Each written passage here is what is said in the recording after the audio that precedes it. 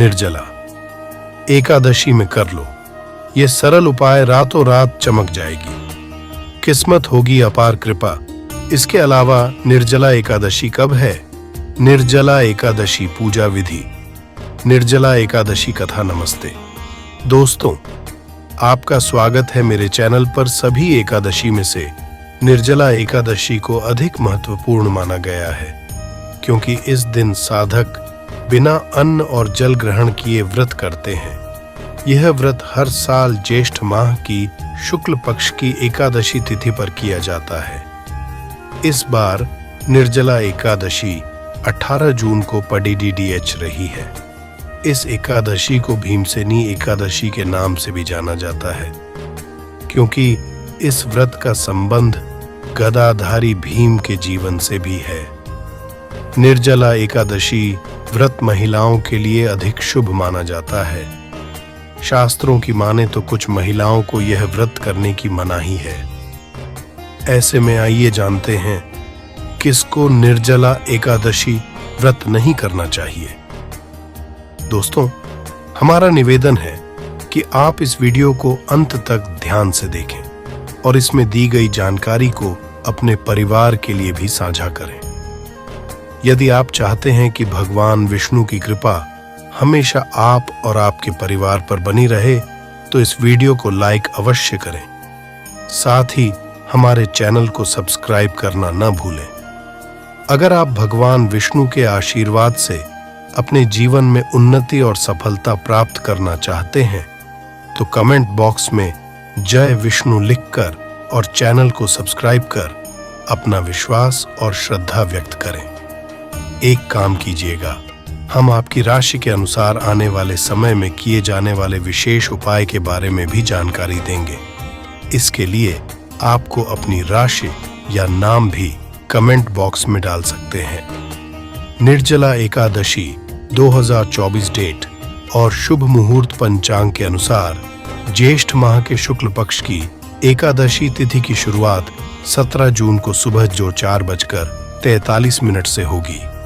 वहीं इस तिथि का समापन 18 जून को सुबह जो 6:24 पर होगा। ऐसे में निर्जला एकादशी व्रत 18 जून को किया जाएगा। निर्जला एकादशी 2024 पारण का समय। निर्जला एकादशी का व्रत द्वादशी तिथि के दिन समाप्त होता है और इसका पारण किया जाता है। वर्ष 2024 में निर्जला एकादशी के पारण का शुभ समय 19 जून को सुबह 6:15 से लेकर 8:10 तक है।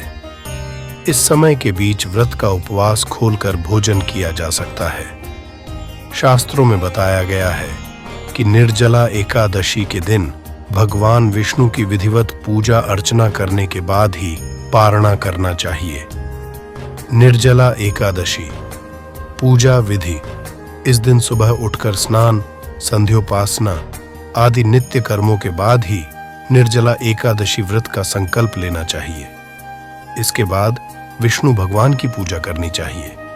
पूजा में फूल, माला, पीला चंदन, अक्षत और नैवेद्य चढ़ाना चाहिए। साथ ही विष्णु मंत्रों, विष्णु चालीसा तथा एकादशी व्रत कथा का पाठ करना चाहिए। अंत में भगवान की आरती उतारनी चाहिए। पूरे दिन भजन कीर्तन करते रहना चाहिए। रात्रि में भी जागरण कर विष्णु भजन गायन किया जाता है। इस दिन भगवान से प्रार्थना की जाती है कि वे भक्तों के सभी कष्टों को दूर करें और उन्हें मोक्ष प्रदान करें। जीवन में सुख, समृद्धि और खुशहाली के लिए निर्जला एकादशी पर विष्णु भगवान की पूजा का महत्व।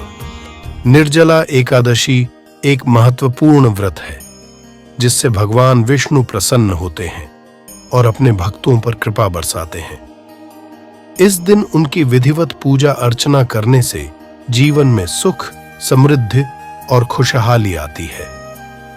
पूजा के दौरान भगवान विष्णु को चंदन का तिलक लगाना चाहिए और ऊं अह अनिरुद्धाय नमः मंत्र का 108 बार जाप करना चाहिए।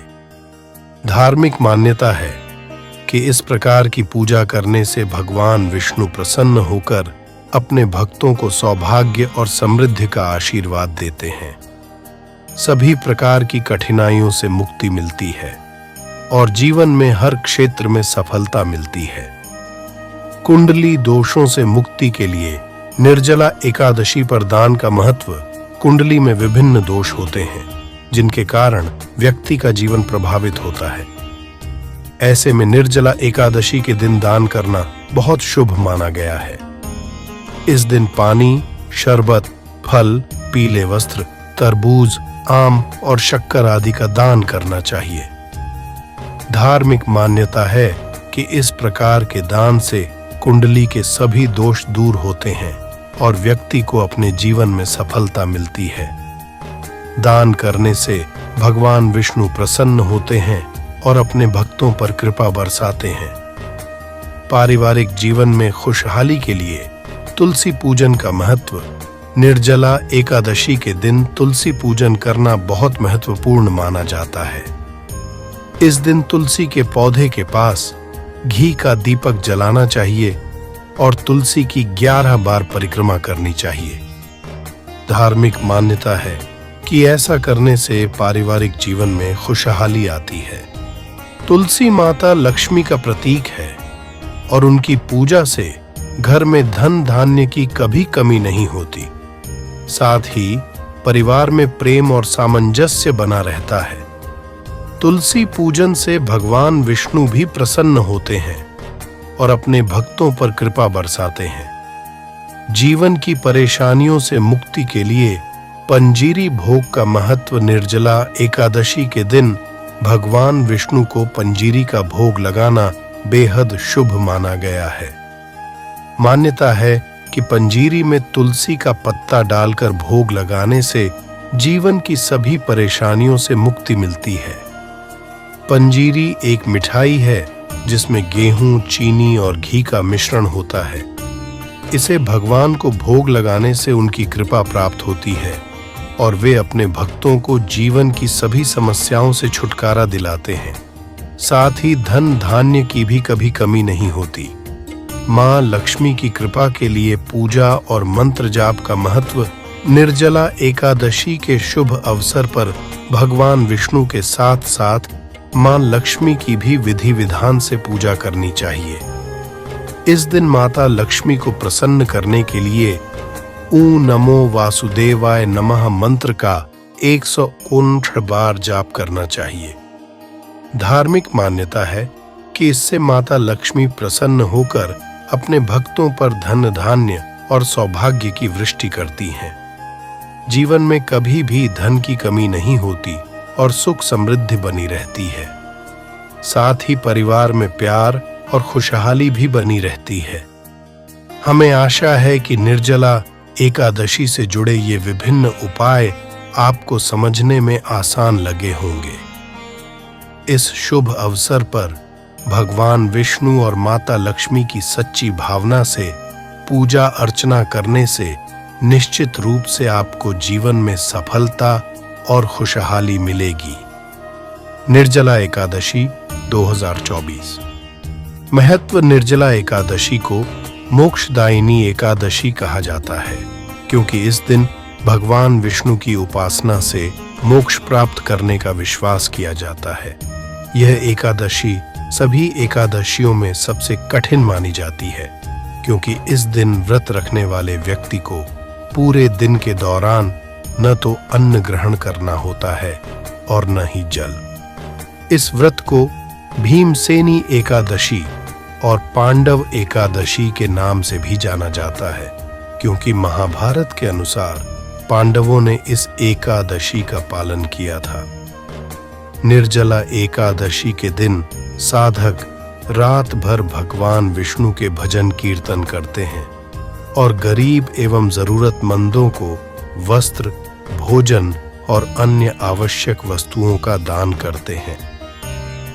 निर्जला एकादशी एक अत्यंत महत्वपूर्ण व्रत है जिसके पालन से भगवान विष्णु की कृपा प्राप्त होती है और मोक्ष की प्राप्ति होती है।